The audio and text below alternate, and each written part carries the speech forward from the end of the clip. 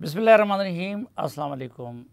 میں پچھلے 2 مہینے سوچتا رہا کہ پاکستان کی معیشت کو سدھارنا مشکل کام ہے یا کہ میڈم مریم اورنگزیب صاحبہ کو انٹرویو پہ آمادہ کرنا مشکل کام ہے۔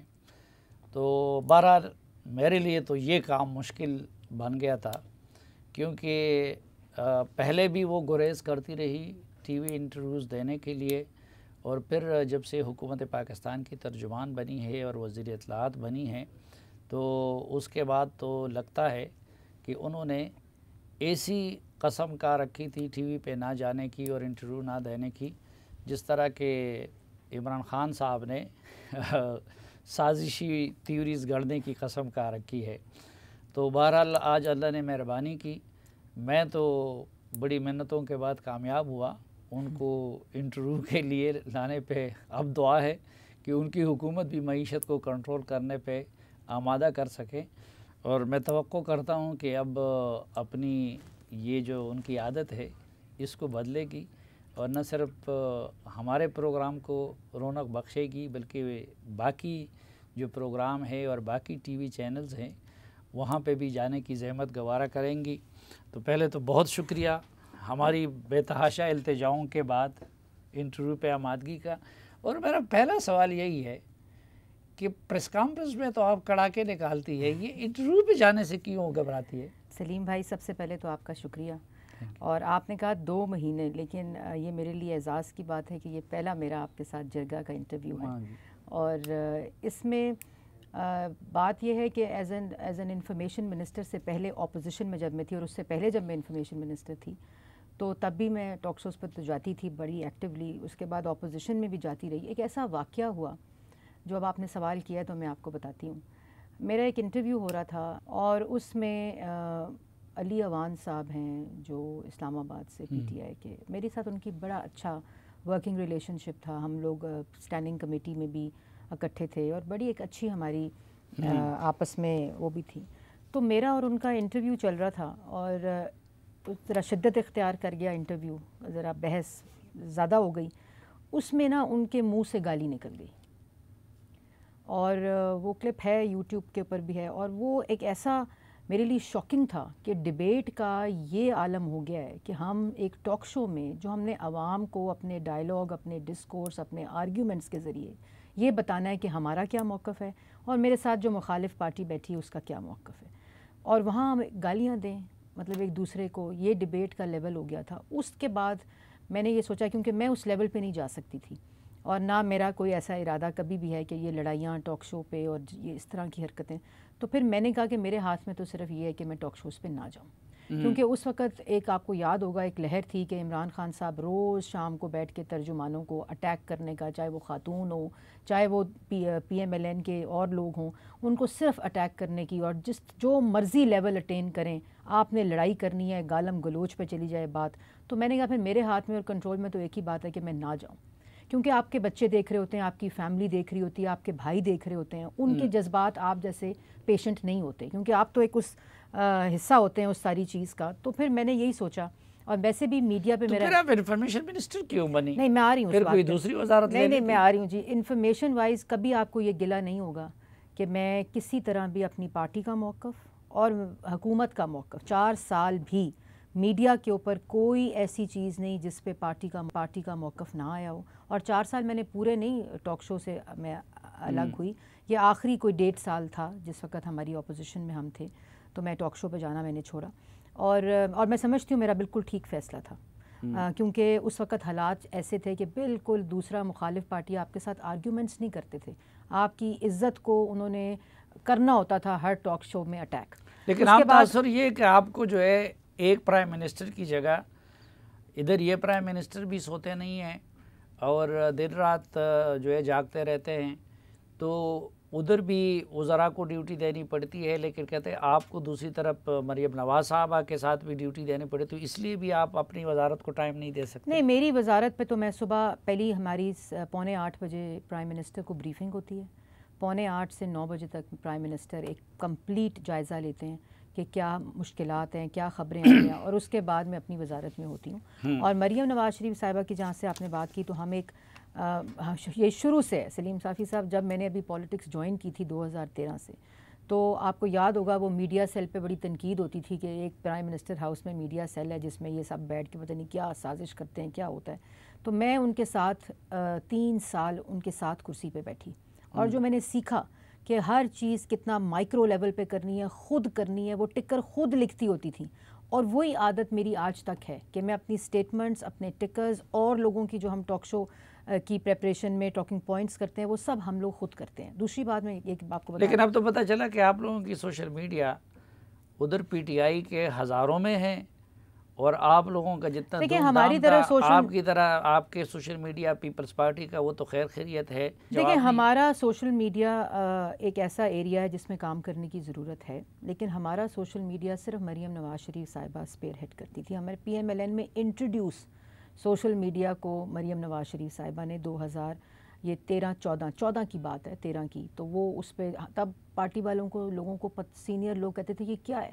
اس وقت انہوں نے اس کی بنیاد رکھی اور اس کے بعد انہوں نے ٹیمز بنائیں، والنٹیئرز. اور ہمارا سوشل میڈیا پیسے دے کر سوشل میڈیا نہیں ہے، ہمارے وہ لوگ ہیں جو ہمارے ووٹرز ہیں، ہمارے سپورٹرز ہیں، ہمارے والنٹیئرز ہیں. لیکن سوشل میڈیا کا بھی لینڈسکیپ اور کاسمیٹک بدلے ہیں. لیکن پی ٹی آئی نے جو پیڈ بہت سارے بنائے تھے صوبوں میں بھی، مرکز میں بھی، ہر جگہ جی ہر جگہ انفراسٹرکچر کو کیوں یوز نہیں حکومت کرتے؟ نہیں ایسا کچھ نہیں بنایا اسٹیٹ تھا، کے اداروں کے دفاع میں ایسا کچھ نہیں بنایا تھا. ان لوگوں نے لوگوں کو ہائر کر کے ان کو ساتھ لے گئے تھے کیونکہ وہ ان کے پیڈ ملازم تھے، ان کے پیڈ لوگ تھے وہ تمام لوگ. انہوں نے کوئی سرکار کی بہتری کے لیے کچھ نہیں کیا تھا، کوئی انسٹیٹیوشنلائزیشن نہیں کی تھی ان چیزوں کو کہ پاکستان کا، سرکار کا، حکومت پاکستان کا کوئی چیز اسٹرینتھن ہو. وہ اپنے لوگ جو لائے تھے پیڈ وہ ان کو ساتھ اپنے جاتے ہوئے بوریا بسترا بند کر کے ساتھ لے گئے ہیں. لیکن اس وقت پی ایم ایل این کی سوشل میڈیا کے اوپر ایک فوکس ہے، کیونکہ سوشل میڈیا خالی ٹویٹر نہیں ہے بلکہ ایک براڈر لینڈسکیپ ہے ڈفرینٹ پلیٹ فارمز کا، ڈیجیٹل میڈیا جس کو کہتے ہیں.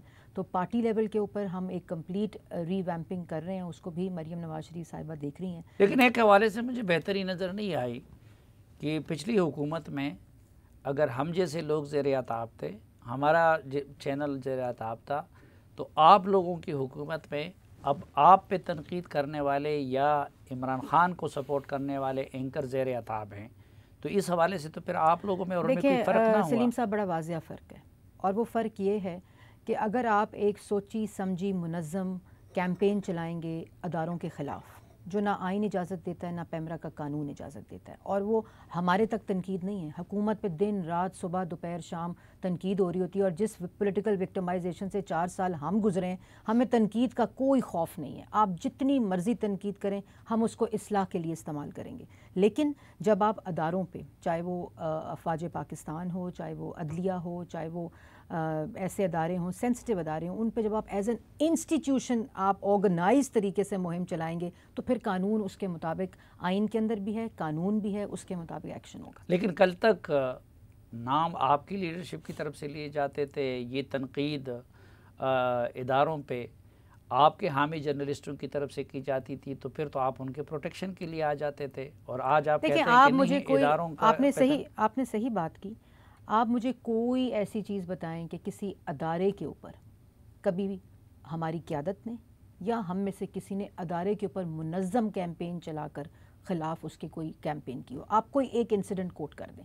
ہاں، اگر وہ انڈیویجولز جو کہ اپنا آئینی ایک رول ہے، آپ کا آئینی اوتھ ہے، آپ کی آئینی ایک ڈومین ہے، اس سے باہر آپ جب نکلیں گے تو ادارے کے اندر ایسے لوگ ادارے کو بھی خراب کرتے ہیں. تو آپ اس کے علاوہ کبھی خدا نہ خواستہ کسی ادارے کے خلاف ایک منظم کیمپین آپ ثابت کر دیں. سب لوگ یہاں سوشل میڈیا کا ریکارڈ بھی ہے، ہماری تقریروں کا ریکارڈ ہے، ہماری پولیٹیکل تمام ڈیبیٹ کا ریکارڈ ہے، آپ نکالنا ہے.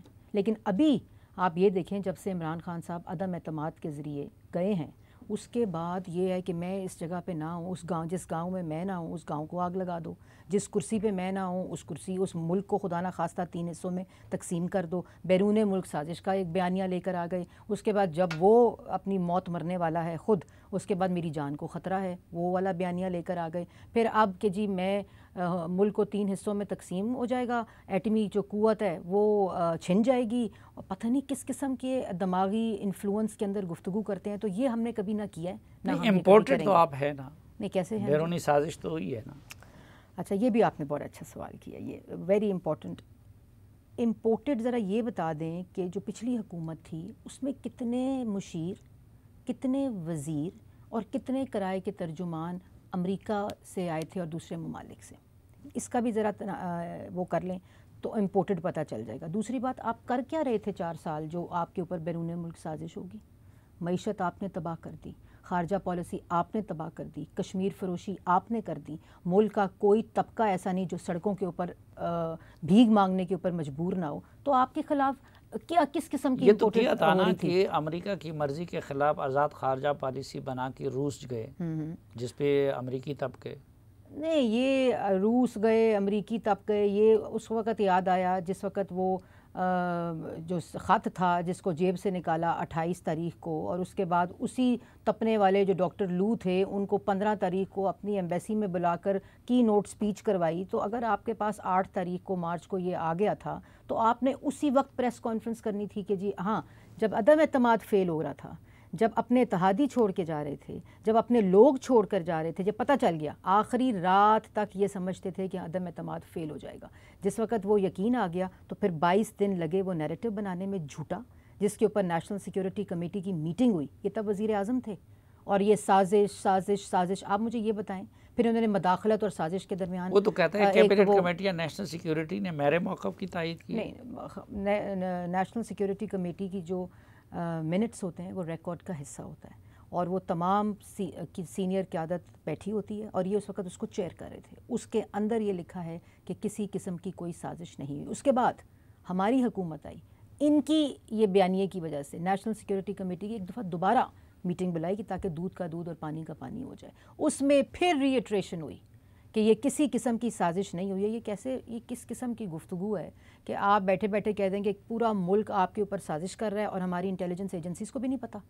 یہ جو اب آپ لوگوں پہ روزانہ تیل کی قیمتوں کی صورت میں ایٹم بم گرا رہے ہیں، تو جس طرح وہ روس سے تیل لینا چاہتے تھے سستا، آپ لوگ کیوں نہیں لیتے؟ روس کے ساتھ تیل لینے کی کہانی بالکل جھوٹی ہے۔ یہ خط لکھتے رہے، وہاں سے جواب نہیں آیا۔ انہوں نے کل وہ بتا بھی دیا کہ ہمارا کوئی معاہدہ نہیں ہوا تھا، ہماری کوئی بات نہیں ہوئی تھی، ہماری قسم کا کوئی اگریمنٹ نہیں ہوا تھا۔ یہ ایک حماد اظہر صاحب کا وہ خط ہے، اس کو لہراتے ہیں کہ ہمارا معاہدہ ہو گیا تھا۔ کسی قسم کا نہ کوئی فارن آفس میں ریکارڈ ہے، نہ کسی قسم کا پیٹرولیم منسٹری میں ریکارڈ ہے، اور آن ریکارڈ سیکرٹریز اور فارن آفس کہہ چکا ہے کہ ہمارا کسی قسم کا معاہدہ نہیں ہوا تھا۔ اس لیے یہ باتیں ان کو خیال آتا ہے، خیالی باتیں کرتے ہیں اور پھر سمجھتے ہیں کہ اسی کو عوام جو ہے وہ سچ سمجھنے لگ جائے۔ اس قسم کا کوئی ریکارڈ موجود نہیں۔ دوسرا، آپ نے پیٹرولیم پرائسز کی بات کی۔ پیٹرولیم پرائسز کا معاہدہ IMF کے ساتھ، اور یہ اس کے پیچھے بھی بیک گراؤنڈ ہے۔ 1.5 سال سلیم بھائی یہ کہتے رہے ہم IMF نہیں جائیں گے۔ اس کے درمیان 4 وزیر بدل گئے، FBR کے لا تعداد 6 سے 7 چیئرمین بدل گئے۔ اس کے بعد جو سیکرٹری تھے، آپ کو یاد ہوگا یونس دھاگا صاحب سیکرٹری تھے، انہوں نے ریکارڈ پہ آ کر کہا کہ یہ جو شرائط منوا رہے ہیں وہ پاکستان کے عوام کے انٹرسٹ کے بھی خلاف ہے اور ملک کے انٹرسٹ کے بھی خلاف ہے اور کمزور معاہدہ کر رہے ہیں۔ ان کو ہٹا دیا، ان کو مجبور ہو کر استعفیٰ دینا پڑا اپنی نوکری سے۔ اور اس کے بعد یہ جب بالکل ان کو کسی طرح بھی، یہ جو آج کل چیخیں مار رہے ہیں نا معیشت کے اوپر جو لوگ، ان کو تو عمران خان نے فائنانس منسٹریوں سے ہٹایا ہوا ہے۔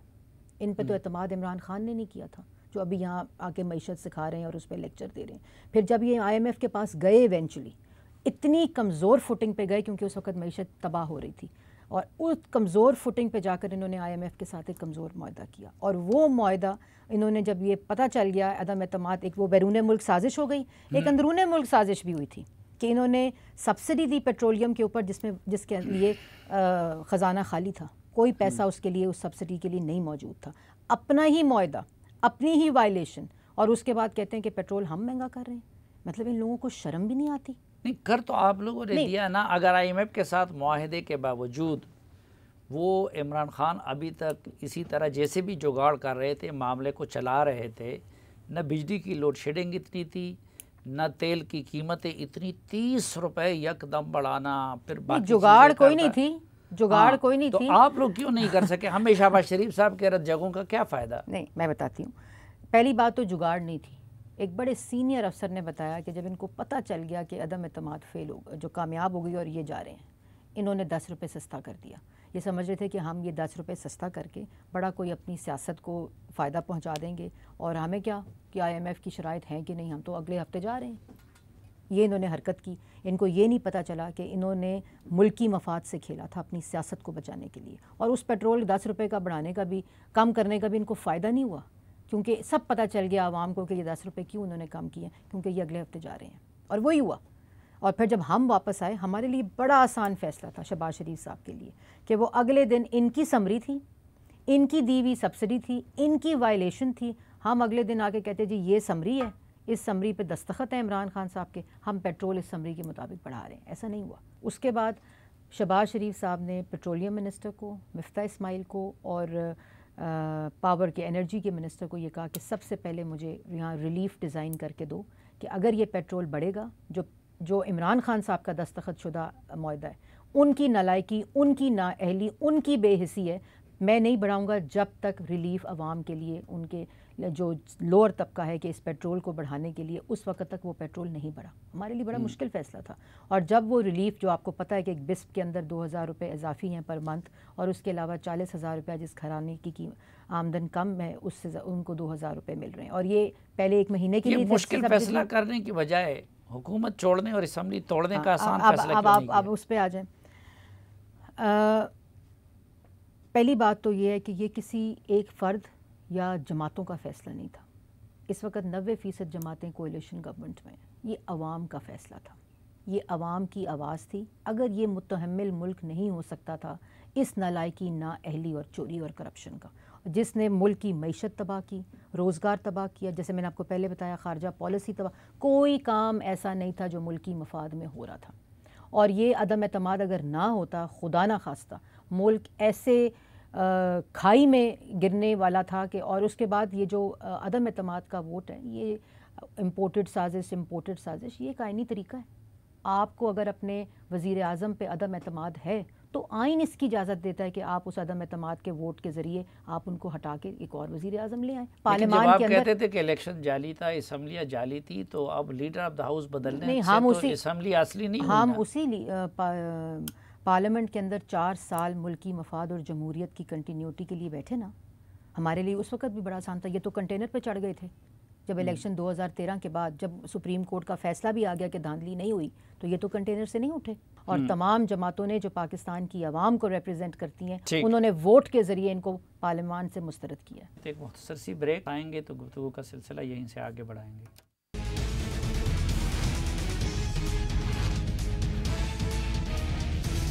ایک بار پھر خوش آمدید آپ کو جرگے میں۔ ہمارے ساتھ ہے حکومت پاکستان کی ترجمان اور وفاقی وزیر اطلاعات و نشریات محترمہ مریم اورنگزیب صاحبہ۔ اور مریم بھی یہ جاننا چاہوں گا کہ یہ آپ لوگوں میں اور پی ٹی آئی پہ کچھ فرق ہے؟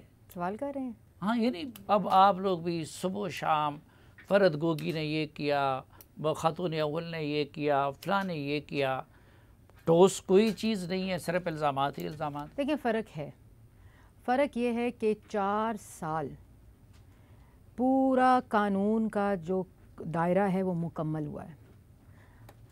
نیب کے ذریعے جیلوں میں ڈالا گیا، اس میں پوری انکوائری ہو کے، انویسٹیگیشنز ہو کے جیل میں گئے، وہاں ایک پورا شہباز شریف صاحب کو تو 2 دفعہ ڈالا گیا، پھر 2 دفعہ انکوائریاں ہوئیں، کسی میں کیس میں بلایا، کسی میں اریسٹ کیا، پھر پتہ نہیں کیا کیا نکالا، پھر کورٹس کا پورا پروسیس کمپلیٹ ہوا، اور انہوں نے تمام لوگ جو جیلوں میں ڈالے گئے تھے ان تمام کے اوپر بیلز تھیں، اور جو بیلز کے فیصلے ہیں سلیم صافی صاحب، میں نے پہلے بھی کہا تھا کہ یہ بڑی نیشنل سروس ہوگی کہ وہ تمام فیصلوں کو عوام کے سامنے دکھایا جائے۔ جو سعد رفیق صاحب کا سپریم کورٹ کا فیصلہ ہے، اس میں نیب کے بارے میں جو باتیں کہ یہ پولیٹیکل انجینئرنگ کے لیے استعمال کی گئی، جو ان کا کیس ہے خالی، اور اس کے اندر کوئی ثبوت، جتنے الزامات تھے کوئی ثبوت یہ لوگ پیش نہیں کر سکے۔ شہباز شریف صاحب کے کیس میں یہ ایسے لوگ ہیں کہ انہوں نے ملکی جو منصوبے تھے ان کو کنٹروورشل کیا، چاہے وہ ٹرکش تھے، چاہے وہ قطر کے تھے، چاہے وہ چائنیز تھے، چاہے وہ UAE کے تھے، چاہے وہ سعودی عربیہ کے منصوبے تھے، پوری دنیا سے جہاں سے وہ چیزیں ملک کے لیے اکٹھے کر کے منصوبے لے کر آئے، ان سب کو کنٹروورشل کیا۔ ختم کیوں نہیں کر رہے؟ میں آ رہی ہوں جی اس پہ۔ اور انہوں نے الزامات لگائے، یہاں تک کہ آپ کو یاد ہے وہ ڈیوڈ روز کو بلایا پاکستان، اور وہ ڈیفڈ کے پیسوں کے اوپر انہوں نے خبریں، جو آج تک وہ کیس جو ہے وہ شہباز شریف صاحب نے کیا ہے، جواب کوئی نہیں ہے۔ اس کے بعد نیب میں لے گئے اس کو، نیب میں لوگوں کے قیدیوں سے ملاقاتیں کروائیں، اس کے بعد اس کو ساری تفصیلات لے کے دی، ریکارڈ لے کے دیے، وہ جو ابھی کنکلوڈ نہیں ہوئی تھیں وہ چیزیں، وہ باہر گیا، اس نے خبر چھاپی، یا تب کچھ نہ ملا، ادھر ایک نیشنل ریکوری یونٹ جو ہے ایسٹ ریکوری یونٹ بنا دیا، اس کے ذریعے NCA نیشنل کرائم ایجنسی جو UK کی ہے اس کو تمام چیزیں بھیجیں، انہوں نے انویسٹیگیشن کی، کمپلیٹ انویسٹیگیشن ہوئی، اس کا بھی فیصلہ آ گیا کہ کسی قسم کی کوئی منی لانڈرنگ، کوئی کرپشن، کچھ نہیں۔ لاہور ہائی کورٹ کا جو شہباز شریف کا فیصلہ ہے، شہباز شریف صاحب کا، کہ کسی قسم کا اختیارات کا ناجائز استعمال نہیں، کسی قسم کی منی لانڈرنگ نہیں، کوئی کمیشن، کوئی کک بیک، کوئی کرپشن نہیں، یہ فیصلے قانون کورٹس کے، اور انہوں نے پوری پہلے فرنٹ رو، کورٹس کے سیکنڈ رو، فیصلے ہیں، ہم نے دیکھا نیب میس یوز ہوا تو آپ لوگ ختم کیوں نہیں کر جی، رہے تھے؟ اور آپ میں وہ تو بتا دوں نا پہلے کہ، اور اب ہمارا جو ہے ابھی تو 1.5 مہینہ ہوا ہے، ابھی نیب میں فرح گوگی صاحبہ کا کیس ہے نا، ابھی گیا ہوا ہے، اور FIA میں گیا ہوا ہے، یہ آپ کے سامنے تمام چیزیں آ جائیں گی۔ آج وہ شوکت ترین صاحب پہلے بحث کرتے رہے، ہم نے قرضہ نہیں لیا، قرضہ نہیں لیا، آپ کہہ رہے ہیں 80 نہیں 76 وہ لیا ہے، مطلب یہ ان کے حرکات ہیں۔ لیکن نیب کی جو آپ نے بات کی، میرا ذاتی اگر آپ ویو لیں تو نیب ادارے کو ختم ہو جانا چاہیے، اور خالی ختم نہیں ہونا چاہیے، جو رانگ ڈوئنگز ہیں نیب کی وہ ساری ڈاکیومنٹ ہونی چاہیے۔ فائنینشیل رانگ ڈوئنگز ایک طرف ہیں، جو انہوں نے لوگوں کی عزتوں کے ساتھ کھیلا ہے، یہ نیب نیازی گٹھ جوڑ بنا کر، جو ایموشنز کے ساتھ کھیلا ہے، جو ملک کا نقصان کیا ہے، کہ جس کی وجہ سے آپ کی بزنس کمیونٹی نے کام نہیں کیا، بیوروکریٹ نے کام نہیں کیا، اور اس کا جو خمیازہ ہے وہ آج پاکستان کی عوام بھگت رہی ہے۔ آپ لوڈ شیڈنگ کی بات کر رہے تھے نا، پہلی ہماری میٹنگ ہوئی انرجی منسٹری کے ساتھ اور پیٹرولیم کے ساتھ، انہوں نے صاف کہا، انہوں نے کہا 4 سال ہم نے نیب کے ڈر سے کوئی کام نہیں کیا، صاف انہوں نے یہ بات کہی کہ یہ جو منصوبے ڈیلے ہو رہے ہیں، یہ جو سب کام ہو رہا ہے، ایک یہ ہم سے پوچھتے نہیں تھے، کمپنیوں کو ملتے نہیں تھے، کوئی فالو اپ نہیں تھا، اور نیب کا ایک قانون تھا۔ تو نیب ختم ہوگا تو آپ سمجھتے ہیں کہ پھر آزادی کے ساتھ سب کرپشن کریں؟ یہ کہ نیب وہی کام، دیکھیں یہ نیب جو ہے نا، یہ FIA کو اسٹرینتھن نہیں کیا گیا تو ایک ادارہ بنا دیا۔ FIA کے یہی کام تھا نا، FIA تو حکومت کے ماتحت ہوتا ہے، اب آپ لوگ اپنے لیے استعمال کر رہے ہیں، نیب عمران نے خان اپنے لیے استعمال نہیں، کیا۔ وہ قانون جو اپنے اختیارات کا ناجائز استعمال کر کے وائلیٹ کیا جائے، وہ نیب کا قانون عمران خان صاحب نے یوز کیا۔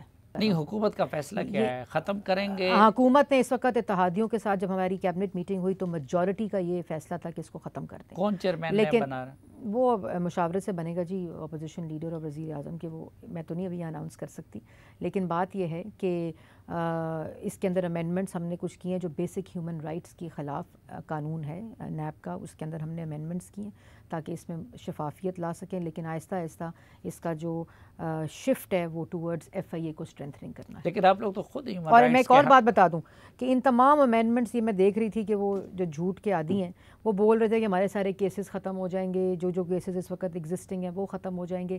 جتنی امینڈمنٹس اس میں ہوئی ہیں، موجودہ کیسز جو انہوں نے پولیٹیکل وکٹمائزیشن کی بنیاد پہ بنائے، وہ بھی ختم نہیں ہوں گے۔ لیکن ہم عدالتوں میں جواب دے رہے ہیں، ہم اسی طرح کیسز میں جواب دیں گے۔ شہباز شریف صاحب بھی ضمانت پہ ہیں اور ان کے بیٹے بھی ضمانت پہ ہیں، تو بہتر نہ ہوتا کہ آپ لوگ ان کے کیسز ختم ہوتے تو تب ان کو کوئی عہدہ دیتے؟ یہ عجیب اتفاق ہے کہ جی جو لوگ ملزم تو ہیں، مجرم نہیں ہے، ضمانت پہ ہیں، آپ نے ایک کو پرائم منسٹر بنا دیا اور اس کو چیف منسٹر بنا دیا۔ لیکن اس کے ساتھ یہ بھی دیکھیں کہ وہ جو شہباز شریف صاحب اس وقت وزیر اعظم ہیں اور حمزہ شہباز صاحب اس وقت وزیر اعلیٰ ہیں، لیکن عدالتوں میں پیش ہو رہے ہیں۔ اس کے برعکس دیکھیں کہ 2018 میں جب عمران خان صاحب وزیر اعظم بنے تھے تو کن چیزوں میں ملزم تھے؟ سول نافرمانی میں ملزم تھے، پولیس والوں کے سر پھاڑنے میں ملزم تھے، انسداد دہشت گردی کے ملزم تھے، PTV کے اوپر حملے کے ملزم تھے۔ انہوں نے سول نافرمانی کی تحریک چلائی، اس کے ملزم نہیں تھے، اس کے مجرم تھے، کیونکہ خود اعلان کیا تھا کہ آؤ بل جلاؤ، ہنڈی کے ذریعے پیسے منگواؤ، اور اس کے بعد انہوں نے جو اپنے کیسز تھے جو کہ KPK کی حکومت والے تھے، ہیلی کاپٹر کے اندر ملزم تھے، یہاں تک کہ پوری کی پوری پارٹی فنڈنگ کے ملزم تھے، اور آج تک ہیں۔ 8 سال گزر گئے ہیں، ہر ہفتے پیشی ہائی کورٹ میں کہتے ہیں کہ فیصلہ نہ دے الیکشن کمیشن۔ تو یہ باتیں جو ہے نا، یہ الزام اور ملزم، تو یہ تو مجرم جو ہیں وہ اس وقت حکومت میں تھے۔ اور میں یہ بھی کہنا چاہتی ہوں کہ جو اس وقت کیسز شہباز شریف صاحب یا حمزہ شہباز یا ہماری جماعت کے تمام سینئر لیڈر جو اس وقت وزراء بھی ہیں ان کے اوپر تھے، وہ تمام پولیٹیکل وکٹمائزیشن کے اوپر بیسڈ کیسز تھے۔ خاندانی پارٹیاں بن گئی ہیں، اب پورے ملک میں پورے پنجاب میں اور بھی بہت سارے کمپیٹنٹ لوگ ہوں گے، اور بھی لوگوں نے جیلیں کاٹی ہیں. ٹھیک ہے، حمزہ شہباز صاحب نے جیل کاٹی ہے، یہ اپنی جگہ پہ، لیکن باپ وزیر اعظم، بیٹا وزیر اعلیٰ، تو کوئی اور وزیر اعلیٰ نہیں ملا آپ لوگوں کو؟ دیکھیں، آپ کو یاد ہوگا کہ جب عدم اعتماد، ویسے یہ بات تو نا وزیر اعلیٰ شہباز صاحب بھی جب سی ایم پنجاب تھے، اور نواز شریف صاحب بھی 3 دفعہ وزیر اعظم رہے، اور جن کے آخری 2 جو ادوار تھے اس میں سی ایم شہباز شریف صاحب بھی تھے. اور آج یہ فیصلہ پنجاب اور پاکستان کی عوام کہتی ہے کہ اس وقت شہباز شریف صاحب کا سی ایم بنانا جو ہے وہ بہت بہترین فیصلہ تھا، کیونکہ اس کے بعد جو پنجاب کے صوبے نے ترقی دیکھی اس کی مثالیں باقی صوبے والے دیتے تھے.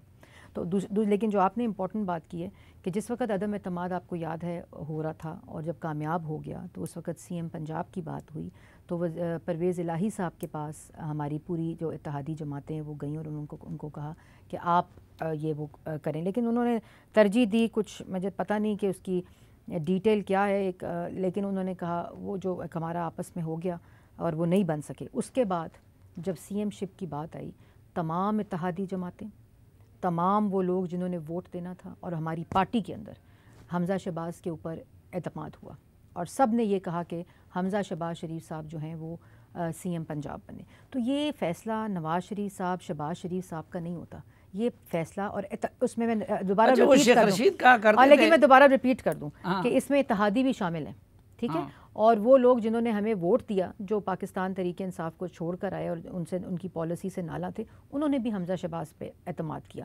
تو اور وہ تمام لوگ ایک انڈیویجول نہیں ہوتے، وہ تمام لوگ پاکستان کی عوام کو اپنی کانسٹیچوئنسی میں ریپرزینٹ کرتے ہیں. تو سب کا جو اعتماد تھا وہ حمزہ شہباز شریف صاحب پہ تھا. اور پھر پارٹی نے یہ فیصلہ کیا کہ اگر یہ بات ہے، اگر یہ اعتماد ہے تو حمزہ شہباز. اور پھر لیکن یہ کیا چکر ہے کہ آپ لوگوں کو چودھری شجاعت پہ اعتماد ہے اور پرویز الہی پہ نہیں ہے، تو پرویز الہی سے دوبارہ کوئی بات بن سکتی؟ دیکھیں، بات یہ ہے کہ وہ ان کا آپس کا معاملہ ہے، کیو لیگ کے اندر ایک ڈیوائیڈ ہے. نہیں، زرداری صاحب کچھ کوشش کر رہے ہیں تو دوبارہ اس پہ بات ہو سکتی ہے کہ ان کو اسپیکر قبول کیا جائے اور یہ معاملہ ختم کیا جائے. دیکھیں، وہ فیصلہ اتحادی نے کرنا ہے، وہ فیصلہ ایک فرد یا ایک جماعت نے نہیں کرنا. ہمارے الحمدللہ 1.5 مہینے میں جتنے فیصلے، اب 2 مہینے ہونے والے ہیں، ہم نے جو فیصلہ کیا ہے وہ کولیشن گورنمنٹ نے کیا ہے. وہ نہ خالی وزیر اعظم نے کیا ہے، نہ کسی ایک جماعت نے کیا ہے، بلکہ ایز دا کلیکٹیو ہم نے وہ فیصلے کیے. اور اللہ تعالیٰ کا شکر ہے کہ ان فیصلوں کے اوپر عوام کی بھی اعتماد ہے اور کولیشن جماعت. میری ٹیم کا فیصلہ ہے کہ بریک لیا جائے، تو ایک بریک، واپس مزید کچھ سوالات.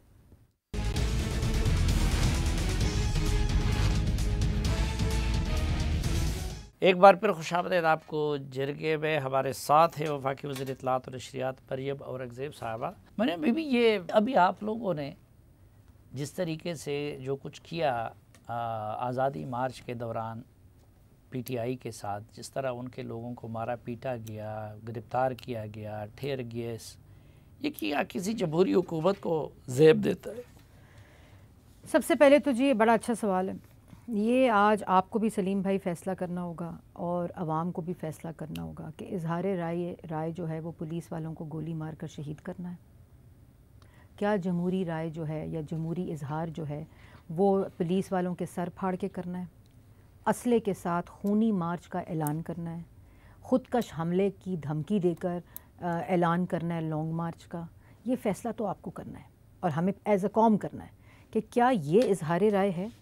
4 سال ہم نے پی ڈی ایم کے جلسے کیے نا، 4 سال ہم نے لانگ مارچ کیے، 2 لانگ مارچ، ایک پیپلز پارٹی نے کیا، ایک ہم نے کیا. ملین مارچ کیے مولانا صاحب نے. ایک گملہ ٹوٹا یا کسی اعلان میں ملک کو 3 حصوں میں تقسیم کرنا، خودکش حملہ کرنا، اسلحہ ہمارے سے برآمد ہوا ہو، خونی مارچ کا ہم نے اعلان کیا ہو، پولیس والا کوئی گولی سے شہید ہوا ہو، مجھے یہ بتائیں کہ یہ اظہار رائے ہے؟ یہ جمہوری رائے ہے؟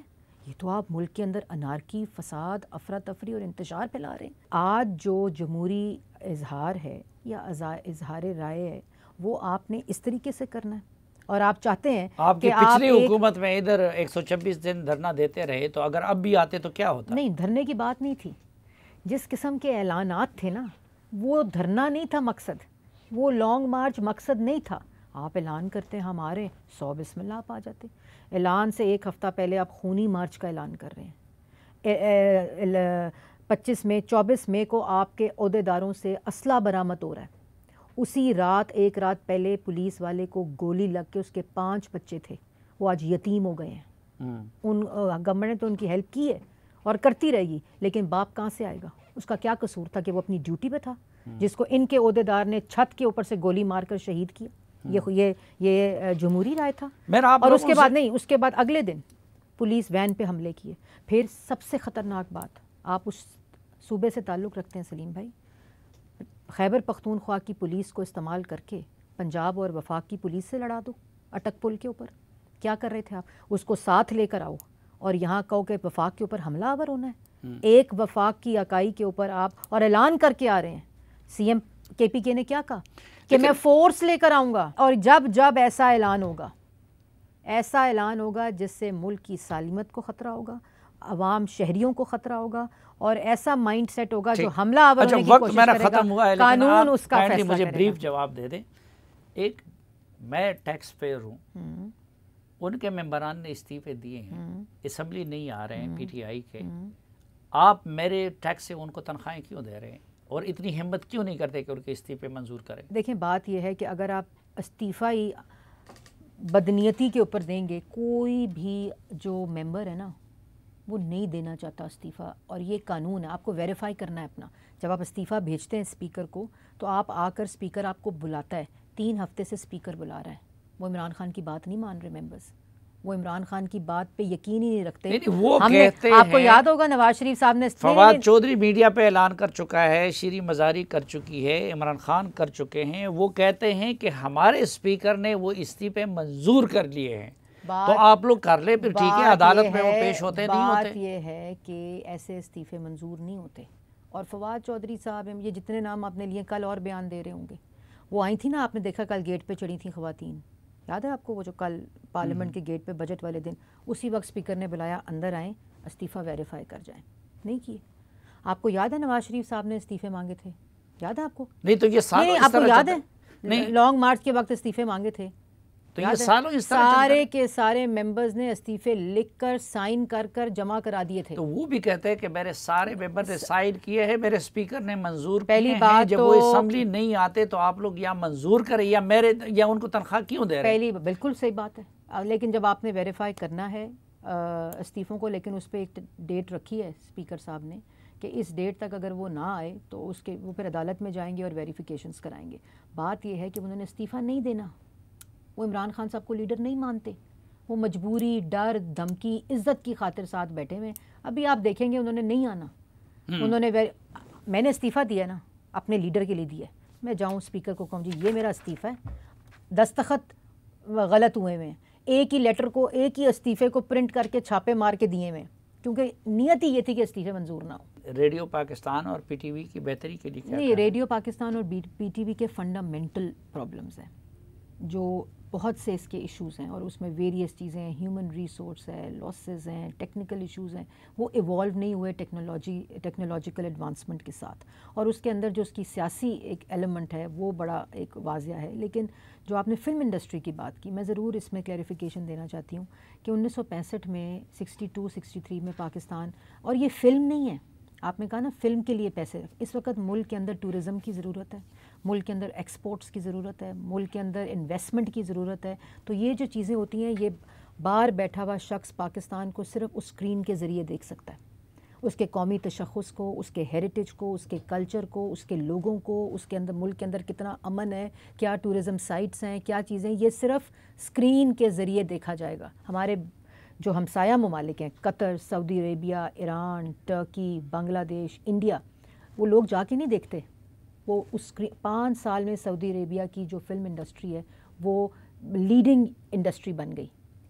ہم نے پیسے نہیں رکھے، ہم نے اس کو انسینٹیو دیا کہ جو فلم ہے وہ خود بنے ایسے انسینٹیوز کے ساتھ، اور اس سے کیا ہوگا؟ اگر فلم بنے گی تو میرے بینک میں تو کوئی پیسہ نہیں جائے گا، فلم بنے گی تو پاکستان کا امیج اچھا ہوگا۔ جو ہمارے ایکٹرز ہیں، آپ کو میں نام نہیں لے سکتی ان سفید پوش آرٹسٹ کا جو ہسپتالوں میں مر جاتے ہیں اور علاج کا پیسہ نہیں ہوتا۔ یہ ریڈیو کے لیے درخت لیکن ہاں درخت، اب میں اس پہ، آپ نے بڑا امپورٹنٹ، میں نے کل پریس ٹاک کرنی تھی لیکن مجھے لگتا ہے کہ آپ کی انٹیلیجنس میرے سے زیادہ تیز چل رہی ہے۔ یہ ایک اتنا زیادہ افسوسناک واقعہ ہے کہ یہ ریڈیو پاکستان نے اخبار میں ایڈ دے کر پورے پاکستان کے ریڈیو پاکستان کے دفتروں کے درخت کاٹنے کا بڈ کرا دی۔ پورے پاکستان کے. یہ سونامی بلین ٹری سونامی انہوں نے کرنا تھا. یعنی ریڈیو لاہور میں ہو یا ادھر جدھر اس کے درخت ہے اس کے درخت کاٹنے کی ایک بڈنگ اخبار میں چھپی کہ درخت کاٹ دو. اور کیوں؟ جب مجھے پتہ چلا، جب میں وزیر بنی تو مجھے آئی یہ انفارمیشن. عرفان صدیقی صاحب نے اس کے اوپر بڑا کلیدی کردار ادا کیا. انہوں نے اسٹینڈنگ کمیٹی کے اندر بھی اس ایشو کو ریز کیا. وہاں پتہ چلا کہ 15 سپیشیز. اچھا، جب وہ آ گئی تو انہوں نے دیکھا شور مچ گیا تو انہوں نے اس کو روک دیا. صرف پنڈی ریڈیو پاکستان کے درخت کٹ گئے تب تک. کسی انوائرمنٹل پروٹیکشن ایجنسی سے درخت نہیں کٹ سکتا کنٹونمنٹ کے ایریا میں. ریڈیو پاکستان کینٹ میں آتا ہے، پنڈی میں. کسی انوائرمنٹل پروٹیکشن ایجنسی سے اجازت نہیں لی گئی، وزارت سے اجازت نہیں لی گئی، کسی قسم کی کوئی نہیں. خود وہاں بیٹھے، یہاں سے حکم گیا اور کیوں کاٹ دو کہ ہمارے پاس تنخواہوں کے پیسے نہیں. اور غلط بیانی کی. حکومت پاکستان اگر تنخواہوں کے پیسے نہیں، سپلیمنٹری گرانٹ سے تنخواہیں دیتا ہے. اچھا، ایک اور علاقہ ہے جدھر نہ ملازمین کے تنخواہوں کا پیسہ ہے، نہ کھانے کو روٹی ہے اور نہ جینے کو امن ہے، وہ ہے مرجڈ قبائلی اضلاع. عمران خان صاحب نے آج کہا ہے کہ میں نے تو 130 بلین دیے تھے. عمران خان صاحب اس بجٹ میں کیا کیا ان کے؟ دیکھیں، یہ 100 بلین دینا ہے فاٹا کو. یہ 2018 کے بجٹ میں جب مرجر ہوا تھا اس میں ہماری حکومت فیصلہ کر کے گئی تھی. اس کے اندر NFC کے اندر صوبوں نے کنٹریبیوٹ کرنا تھا اور ایک اماؤنٹ مرجڈ قبائلی علاقوں کو جانا تھا. ٹھیک ہے جی. یہ جو 130 بلین کا انہوں نے کہا ہے میں نے دیا تھا، یہ بالکل ایسے ہی جیسے وہ 1 کروڑ نوکریاں دے گئے ہیں، 50 لاکھ گھر بھی عوام کو مل گئے ہیں، 90 دن میں کرپشن بھی ختم ہو گئی اور 100 دن میں معیشت ٹھیک ہو گئی ہے. یہ بھی اعلان کیا تھا نا، عمران خان صاحب نے کیا تھا، میں نے تو نہیں کیا تھا. اس کے بعد 130 بلین، یہ آپ کو بھی پتہ ہے سلیم صافی صاحب، آپ نے پروگرامز کیے ہوئے کہ جو فاٹا کو ان کے 4 سالوں میں پیسے ملتے رہے ہیں، جو 50-60 بلین، اس میں سے کتنا خرچ ہوتا رہا ہے، کتنا لیپس ہوتا رہا ہے. نہیں، اعلان تو خیر وہ بجٹ میں یہ کرتے تھے، پھر آمدن کم ملتے تھے، لیپس ہو جاتے تھے. دوسرا ایک اور بات کہ جو فاٹا کو پیسے گئے اس کے اندر NFC کا جو ڈویزبل پول تھا، ذرا یہ بتا دیتے آج 130 بلین کے اعلان کے ساتھ کتنی دفعہ NFC کی میٹنگ بلائی ہے. دیکھیں، آپ لوگوں نے مرجر کیا تھا، 80 بلین ہم نے دیا. آپ لوگوں نے مرجر کیا تھا. عمران خان صاحب نے تو 3.5 سال میں NFC کا اجلاس نہیں بلایا نا. آپ لوگ بلائیں گے فاٹا کو، اس کا حق ہم نے دلوائیں گے. جو فاٹا کو 80 بلین دیا نا، اس کے علاوہ ہم نے یونیورسٹی اسکالرشپس اور ہسپتال کا بھی اعلان شہباز شریف صاحب کا، یہ اس کے علاوہ ہیں. اور اس کے بعد NFC کی جو میٹنگ بلا کر نہ صرف میٹنگ بلائیں گے بلکہ جو صوبوں کا حصہ ہے وہ اس کے ساتھ ملا کر انشاءاللہ فنڈنگ جو ہے وہ اس سے زیادہ ہوگی. اور فنڈنگ نہیں ہوگی، خالی اعلان نہیں ہوگا، یہ عملاً سپینڈ بھی ہوگا، خرچ بھی ہوگا اور فاٹا کے لوگوں کی ڈیولپمنٹ کے لیے استعمال بھی ہوگا انشاءاللہ. اچھا، ہمارا وقت بھی بدقسمتی سے خرچ ہو چکا ہے اور بار بار مجھے کہا جا رہا ہے، اور ابھی تو میں دیکھ رہی ہوں فہرست آپ کے سوالوں کی کافی لمبی ہے، بہت لمبی ہے، تو پھر ایک اور پروگرام کریں گے. آپ وعدہ کریں اگلے ہفتے. میں آپ سے وعدہ کرتی ہوں انشاءاللہ. صرف ایک بات میں کہنا چاہوں گی، اس وقت جو وزیر اعظم ہے نا، پہلا کہتا تھا گھبرانا نہیں ہے، یہ والا وزیر اعظم کہتا ہے سونا نہیں ہے. اور وہ خود بھی نہیں سوتے، وہ دن رات عوام کو اس مشکل حالات میں ریلیف دینے کے بارے میں پالیسیز نہیں تو 1.5 سال آپ حکومت یہ وقت مکمل کریں گے، چھوڑنے کا ارادہ کوئی نہیں ہے. کیوں چھوڑیں؟ پھر عوام کو بے سہارا چھوڑ دیں؟ کیوں چھوڑیں؟ نہیں چھوڑیں گے. عوام کے ساتھ کھڑے ہوں گے، عوام کو ریلیف دیں گے اور باعزت طریقے سے الیکشن میں جائیں گے آئینی مدت پوری کرنے کے بعد. یہ تو عجیب بات ہے، وہ جعلی اسمبلی اصلی ہو گئی. نہیں، اب ہماری اسمبلی ہے نا، سب جعلی بار ہیں اس وقت، جو RTS بٹھا کے لائے ہوتے رو رہے ہیں، 2 جھنڈے رکھ کے بنی گالا میں روز تقریر کرتے ہیں. خوش ہیں ہم، تقریر کریں بنی گالا میں 2 جھنڈے رکھ کے، ہمیں اپنا کام کرنے دیں. چلے، قبل اس کی کہ میرا پروڈیوسر ہمارے پروگرام کا RTS فیل کرے، آپ کے شکریہ کے ساتھ آج کے جرگے سے اجازت چاہوں گا. اور آپ بھی یاد رکھیے، میں بھی یاد رکھتا ہوں کہ میڈم نے اگلے ہفتے پھر آنے کا وعدہ کیا ہے، تو باقی سوالات اگلے ہفتے. تب تک کے لیے اجازت. اللہ حافظ.